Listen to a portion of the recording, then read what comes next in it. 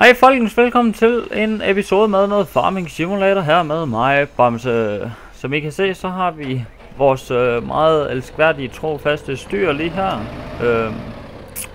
Sidste episode, så var vi nede tæt på Mark 12. Som I kan se, der er lige lidt længere nede under mig.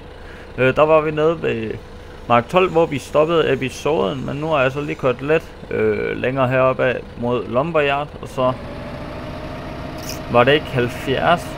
Jeg mener det var 70 mønter, hvor vi stoppede ved sidste gang. Jeg kan ikke lige huske hvor mange. Der var der en. Jo, okay, så det vil sige at jeg simpelthen har fået samlet de mere nu end siden sidste episode. Og vi fortsætter jagten på de her mønter. Og vi burde gerne få alle sammen nu. Jeg stopper i hvert fald ikke før vi er færdige med at samle alle de her mønter, så ja. Vi kan lige kigge til de andre. Han skal lige herop og køre på et andet stykke her. Det kan lige køre, mens vi så kører og samler mønter. Som I kan se, så er der slet ikke nogen hen i den vestlige del af kortet. Der er der slet ikke nogen af de her mønter, stort set. Sidste episode, så fandt vi ud af, hvor vi skulle aflevere. Mønterne til sidst, og det er helt dernede i hjørnet. Nede i venstre hjørne. Helt dernede simpelthen, der skal man aflevere alle mønterne, når man har fundet dem til sidst. Så må vi se, hvad der sker. Jeg ved godt, hvad der sker, så jeg glæder mig lidt til at altså opnå det sammen med jer, så I også kan se det. Fordi jeg håber, at I er spændte på at se, hvad der sker, når vi får samlet alle. Og jeg kan se, at der er en mønt ved cirkuset. Var det ikke i første episode, eller anden episode, hvor jeg ikke rigtig kunne finde en ved cirkus, men det kan jeg så se, der er. Og der er også en heroppe af. Jeg tager bare lidt den her op først. Lige heroppe. Den ligger deroppe. Der. Ups. Så skal vi lige ned til cirkuset. Jeg tror, den ligger lige bag cirkuset. Det ligner lidt, den ligger lige bag cirkuset. Så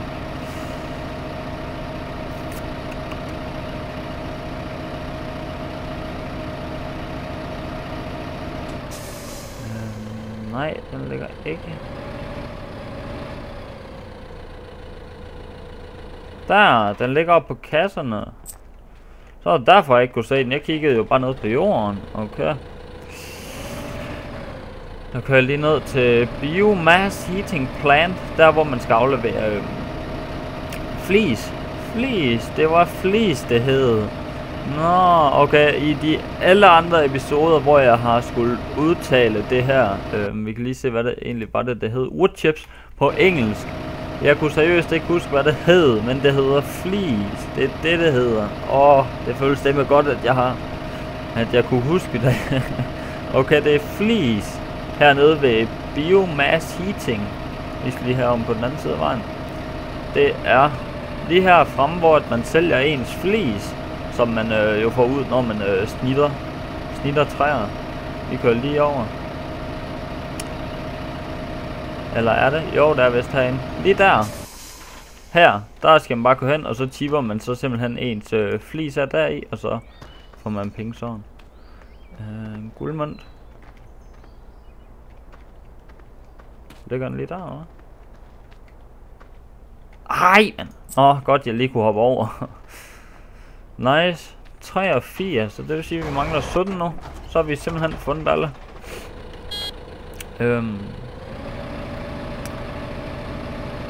Vi kan lige tage et kig på kortet, hvor vi skal alle de gule. Til folk, der måske er deres første episode. Så har jeg ikke brugt snyd eller noget, eller hack eller mod eller noget, så jeg kan se de her guldmønter, man skal samle. Men når man har samlet 10 eller 15, så kan man simpelthen se dem på kortet. Så lige nu, der kører jeg rundt og finder de sidste. Der er sindssygt mange oppe ved byen, som jeg ikke har. Der skal vi ellers bare, så følger vi lige vejen ned. Der er tæt på Grain Elevator, der er der også nogen. Det var der, hvor vi startede i sidste episode med at lede efter guldmønter. Og så er der også en nede ved Mark 23, under Mark 23, den der er næsten i midten. Der skal vi så ned Jeg regner med, at det er den sidste, jeg tager. Nå, den løg ikke her. Ligger den seriøst om på den anden side? Gud. Hvad? Er jeg seriøst gået forbi den nu, eller hvad? Nå, der. Jeg kunne ikke engang se den. Lol. Men I kan se her, langt nede i bunden, der er der lige en guld prik, hvis I ved, hvor jeg mener, under mark 23. Der er der også en guldmønt, og det er den sidste, vi tager, inden vi så kører hen og afleverer dem alle. Og så vi skal så bare hen til byen nu. Lidt forkert retning, vi skal herhen af. Her der er det mange her i byen. Vi kører lige lidt offroad her. Og vi kan godt lige overhale ham der. Så var. Ja, det kunne vi sådan der. Vi drifter lidt, det er fint nu. Der er 4 her lige oppe over mig, og så er der nogen der. Så vi kører lige herop. Yes.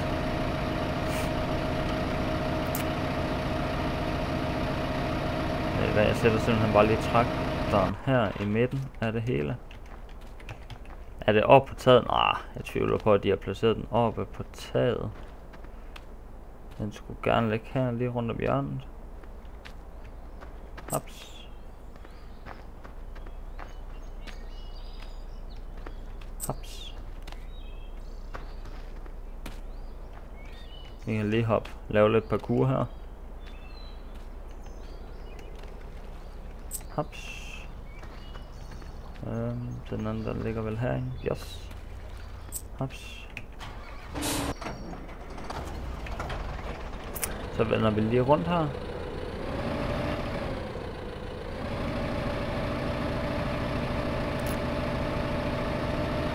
Hø fyr stod der. Jeg ved seriøst ikke om det der hø fyr der, det rent faktisk eksisterer. Jeg søgte lidt på Bjørnholm, og der kom der så en placering i Sverige frem, så jeg ved ikke om det her map det skal forestille at være i Sverige. Der står i hvert fald bare at det er et skandinavisk map. Vi kører lige ind til siden, så vi ikke holder midt ude på vejen. Så jeg kunne forestille mig at høfyr det er også svensk, et eller andet svensk fyr eller et eller andet. Jeg vil se den. Ligger den hernede? Den er lige der et eller andet sted. Jeg kan ikke lige se den. Der. Okay.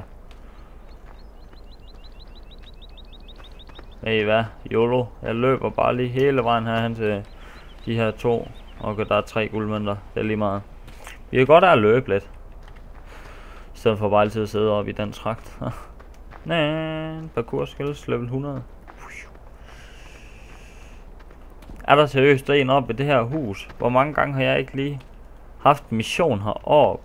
Alle de gange, hvor jeg har skulle levere en eller anden kasse heroppe, og jeg har ikke engang set det endnu. LOL. Den er ikke oppe på huset, vel? Sig den.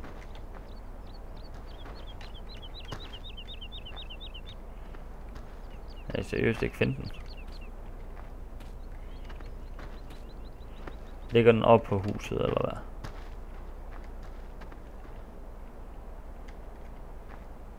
Der. Vi mangler 9 guldmønter. Nice. Her skal vi så ned til den ønskebrønd. Eller hvad vi nu lige... Jeg tror bare vi kalder det en ønskebrønd. Hvor vi så skal smide de her 100 guldmønter i, når vi har alle 100. Og så får vi så forhåbentlig et ønske opfyldt. Så vil vi se hvad vores... ham her farmeren her, hvad han har ønsket sig. Hops. Okay, jeg gider seriøst ikke løbe ned til det sidste der. Så er vi bare lige traktoren.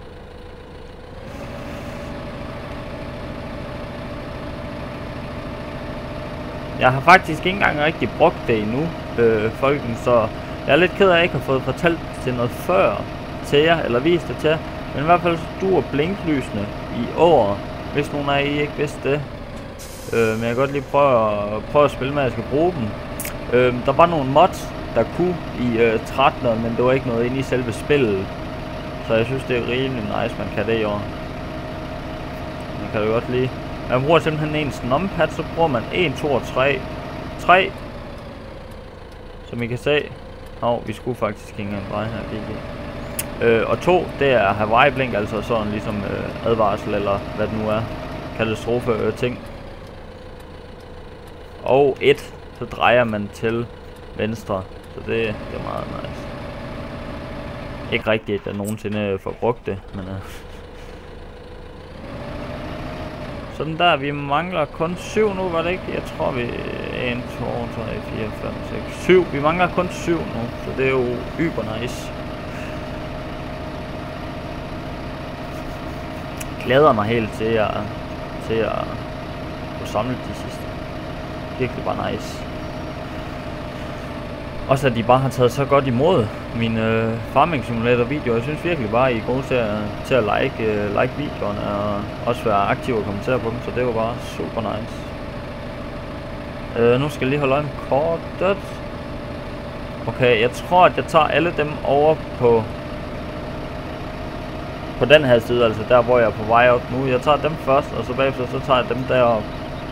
De 2 sidste, eller der var lige en bil der. Så er der 2 over i den skoven, og så er der nogen her ved det her bjerg her.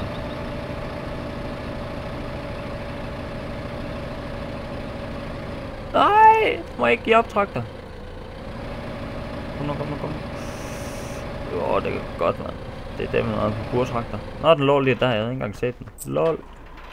Vi mangler 6 nu. 6 skuldmænd der.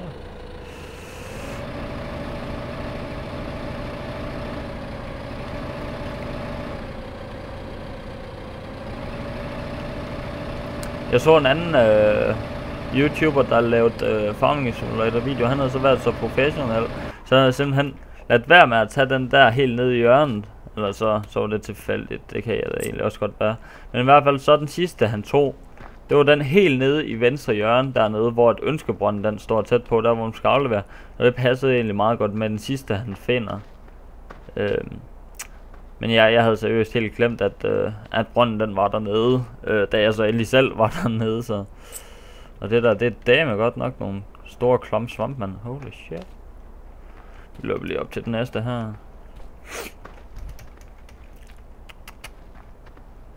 Vi mangler kun 4 nu.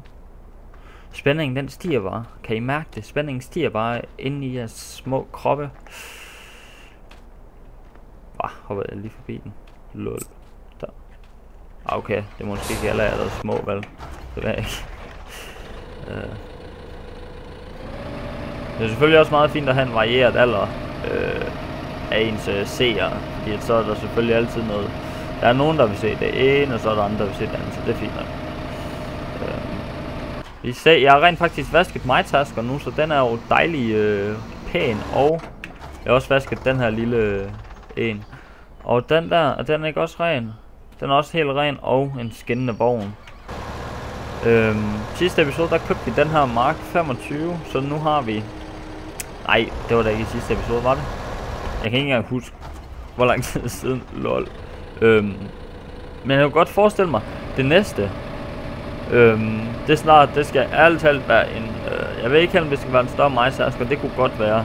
Det skal ikke være en større hav, eller større sovemaskine, så det skal enten være en større MyTasker, det kommer til at tage lidt tid, men nu får vi selvfølgelig også snart den her belønning, som vi skal glæde os til at se, hvad det bliver. Men altså, om det skal være, MyTasker, eller, hvad tænker jeg på? Eller vi kunne egentlig også godt bruge en ny traktor, og så også en vogn. Vogn, det er ikke så vigtigt, men hvis vi får en større MyTasker, så kræver det seriøst også, at vi får en større vogn, fordi at, ellers så kan vi slet ikke følge med. Ligger den ikke der? Jo, den ligger her. Whoopty. 99 ud af 100. Nu skal vi bare skynde os ned til sidste.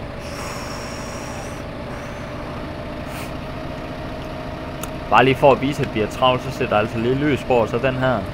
Fordi den her, jeg har seriøst ikke andre maskiner og køretøjer ud over MyTaskeren, som har blinklys. Jeg vil lige prøve at vise det. Den her, den har blinklys. Nej. Rotorblink. Den her har ikke. Heller ikke. Og den her har heller ikke. Så den eneste, der har rotorblink, det er, MyTaskeren. Men den gider jeg seriøst ikke til at tage kortet ned, fordi så bliver der ikke, så skal den her episode til at vare en hel time, hvis vi skal køre så meget med MyTaskeren. Sidste mønt. Jeg ved ikke engang, hvorfor jeg ikke har taget den der før nu. Jeg tror egentlig bare, det var fordi, den lå sådan et træls sted midt i det hele, så det er selvfølgelig også fint nok, fordi nu er vi så selvfølgelig på vej ned mod Ønskebrønden, så wow.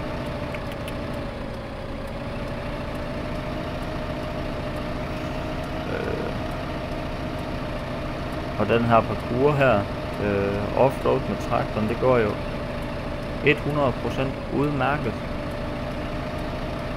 Wow.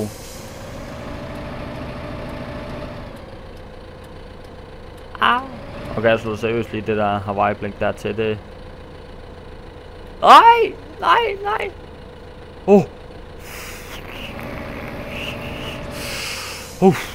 Jeg var lige ved at blive meget bange der. Du går bare lige på at vælte igen.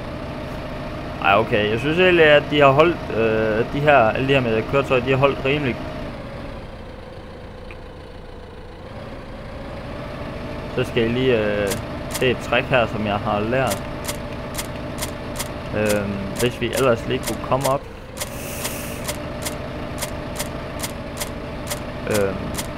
Det er godt, det her det måske er lidt uprofessionelt. Det her plejer ellers at virke. Nej!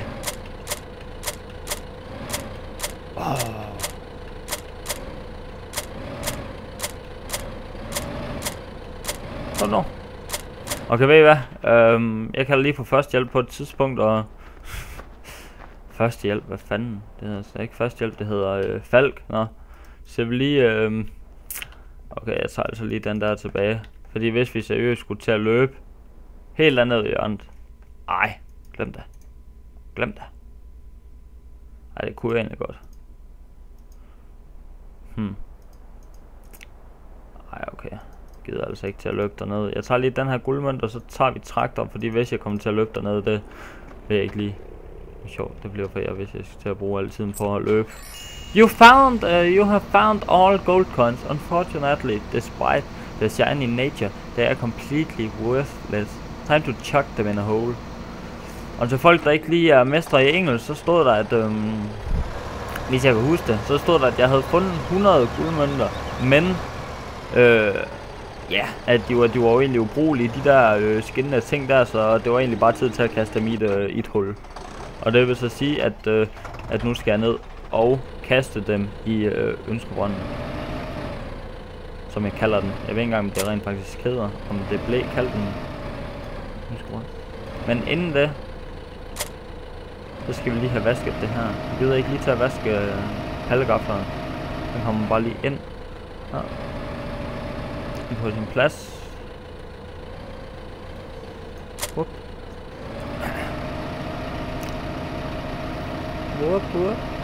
Og vi kan også lige sætte den her ind på plads, men så skal vi ellers vaske traktoren, fordi vi kan jo ikke bare sådan køre ned og sejre, men snavse traktor.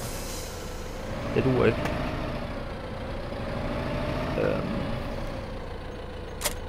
Sådan der. Så den er også klar til næste gang.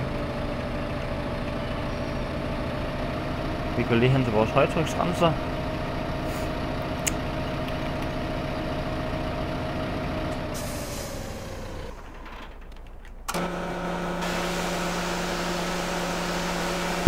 Bam bam bam bam bam bam bam.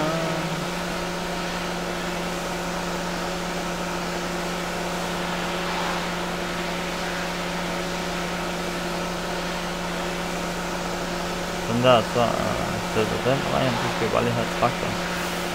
Vi skal lige have alle dækkene. Alle dækkene simpelthen. Vi skal også lige have alle bagtøj. Selve inde i traktor. Hjulsporene.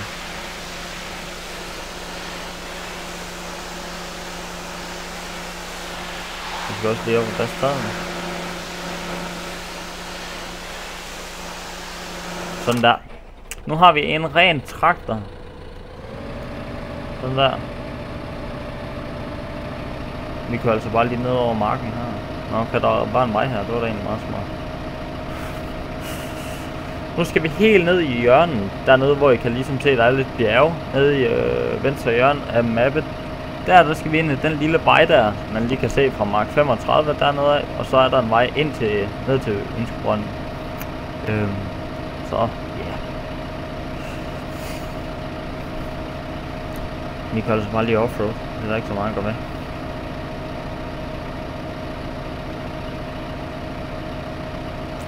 Jeg elsker bare, sådan var det ikke i 13'erne, men her i så duer instrumentbrættet rent faktisk. Okay, man kan ikke se, når man har tændt lysene. Nå. Men det er også lige meget, men man kan stadigvæk se, hvor meget diesel man har, og altså ens kilometer af det. Så det er jo meget nice.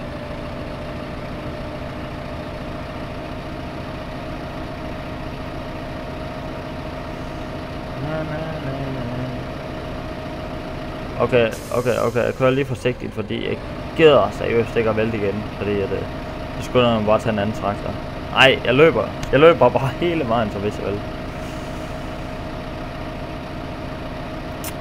Herinde er kostedet, altså kostal, og ja, en rigtig lækker forbedring. Jeg elsker det her sted her til kørende indhegningen. Jeg synes, den er meget bedre end sidste år. Jeg synes virkelig, den er lækker i år.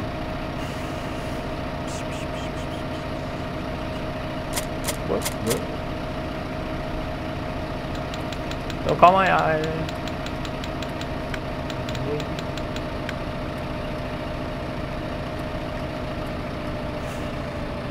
Jeg ved ikke engang helt hvorfor, at jeg seriøst har glemt, at de har tilføjet det her, men jeg tror bare ikke rigtigt, at jeg synes, det var en vigtig ting. Men det er selvfølgelig nice, at de har, hvis nu der var nogen, der ville væk. Spille realistisk eller noget. Okay.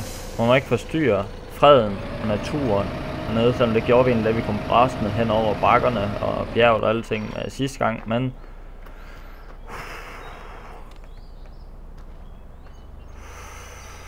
vi har de 100 guldmønter.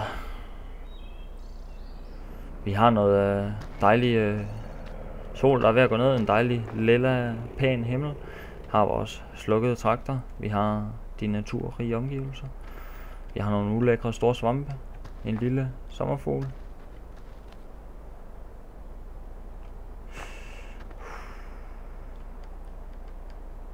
Blup! Belønningen. Et øjeblik, så føler du den mysteriske brønd, probing, fylder dit mind, og så en ønskefuld tanke, bla bla bla, og bliver virkelighed. Dine siloer er nu fyldt til randen.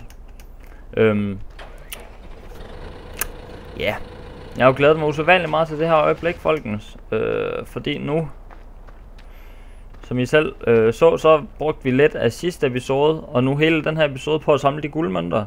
Og nu fik vi belønning. Vores siloer er simpelthen fyldt til randen. Ja, det er rigtigt. Prøv lige at se. Alt det her storage. Det var vanvittigt. Så ja, det vil simpelthen sige, at altså, den er ikke helt fyldt vel, fordi at, jeg ved ikke helt, hvad maksimum er. Man kan have meget mere. Men 200.000 liter har vi simpelthen fået af både hvede, barley, canola, korn, potato, sukkerbeet og wood chips. Jeg ved ikke lige hvorfor jeg læste det på engelsk, men det gjorde jeg. Men altså alle de her ting har vi simpelthen fået 200.000 af. Hvor meget er der egentlig alt? Bam, hvor mange er der? 1, 2, 3, 4, 5, 6, 7. Det vil så sige, at vi har fået 1.400.000 ton liter i vores storage, alt muligt. Så I kan bare se alle de her kartofler og sukkerroer og alt det her snittede flis her, som jeg nu endelig kunne huske. Vi har fået 200.000 af det hele, og det er jo bare vanvittigt.